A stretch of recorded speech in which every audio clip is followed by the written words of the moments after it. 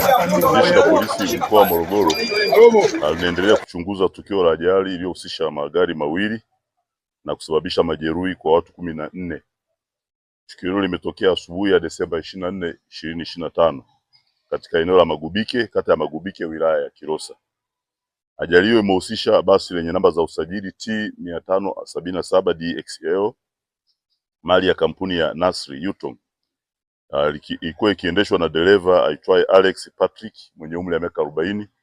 Huyu ni mkazi wa Mlandizi, mkoa wa Pwani, likitokea Tarime kuelekea Dar es Salaam.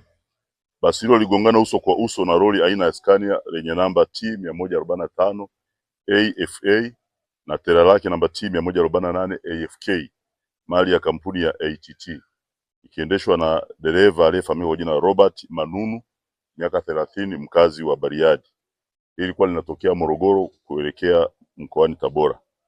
Majeruhi wa ajali hiyo kama nilivyosema ni watu 14, wakiwemo wanawake 3 na wanaume 11, ambapo baadhi yao wana hali mbaya na wote wamepatiwa huduma ya kwanza katika kituo cha afya Magubike. Uchunguzi wa awali umebaini kuwa chanzo cha ajali ni uzembe wa dereva wa basi aliyejaribu kuyapita magari mengine katika eneo lisiloruhusiwa, hivyo kusababisha ajali hiyo. Dereva huyo anatibiwa akiwa chini ya ulinzi wa polisi.